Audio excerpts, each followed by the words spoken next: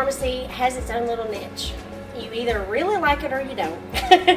It's different, it's exciting and challenging. Most people, when they think about nuclear pharmacy, they're like, I don't know what that is, or they think it's chemo. Well, we do some cancer treatments, but majority of our doses are actually diagnostic. You may have heard of like a heart stress test or a bone scan, or like getting your thyroid radioactive iodine on your thyroid for thyroid cancer or Graves' disease or something.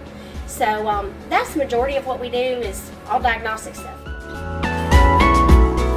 We deal with radioactivity, and a lot of people don't know. They're like, radioactivity, that's dangerous, that's kind of scary, but it's really not. You have to have a respect for it, because it can be dangerous if not handled correctly, but we are completely trained and teach everybody, what to do, so it's really not dangerous. But we have to wear dosimeters where we measure our extremity exposure to radioactivity. And then we also wear body badges, and most people have seen these because a lot of people wear these for x-ray and whatever. But so that makes it kind of different. We don't deal with the patients directly. Our customers are hospitals and clinics, endocrinologists, cardiologists, things like that. So the people that I talk to on a daily basis are the people ordering the medicine for their patients. And like I said, most of them are diagnostic, so they're scheduled a day or two in advance. Some of them are emergency, like if somebody has a GI bleed or things, like they might have other kinds of bleeds, or they're trying to figure out if they need to take somebody off a ventilator. Well, a typical day depends on which shift you're working. We come in at 2 a.m., the morning pharmacist does, and because our medicine has to be made fresh every single day. One reason, because it has a very short expiration time, but another reason, it disappears. It goes away because radioactivity decays over time. So we come in at 2 a.m. and we service customers all the way to Russellville, Alabama, Florence, Muscle Shoals area. We go to Columbus, Starkville, Oxford, New Albany, all over the place. So we have to come in and make our doses early to get to the customer in time for them to inject the doses. This is what we send doses out in, and it is called a PIG, P-I-G, PIG. It's got a little plastic tube that is made out of the same stuff as a sharps container. When our dose goes in here, our syringe does, and it goes out to the customer, it goes like this.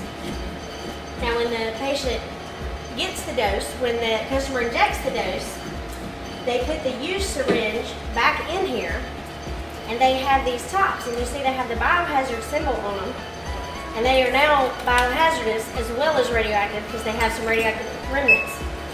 So that's why we can take return doses. When this snaps on here, it will not come off.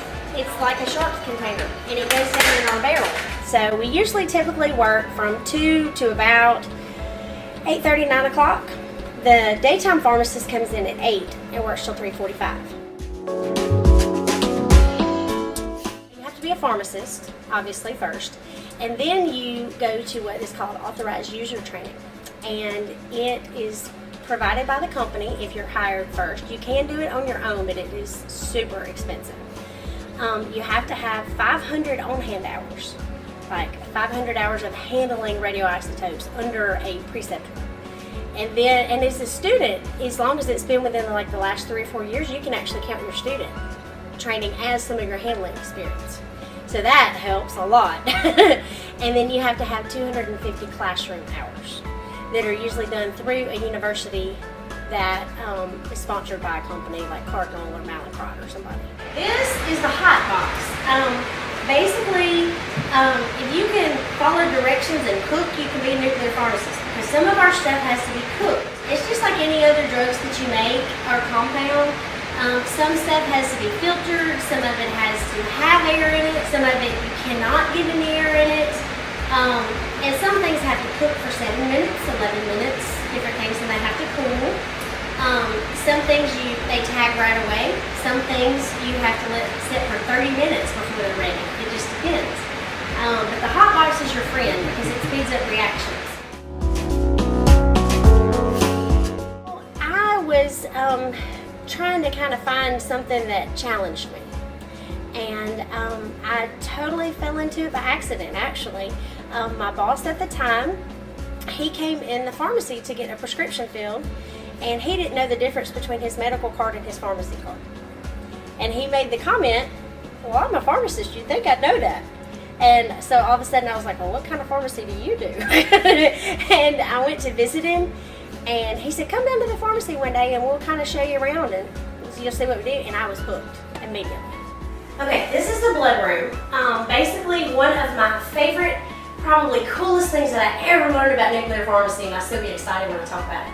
When they have a patient that has fever of unknown origin, white blood cells are up, they have this infection going on in their body, but they can't pin down where it is. Well, we know white blood cells go to the site of infection, right? So basically they draw 60 cc's of the patient's blood, and they send the blood over to us. We separate it, spin it down, centrifuge, and all this cool stuff.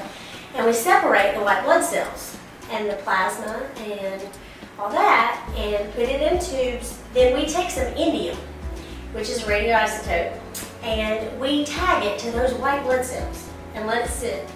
And then we reconstitute that back into some of that patient's plasma. They inject it in the patient, and it goes to the site of infection. And then through the camera, it scans, and wherever it's infected in the body, it lights up.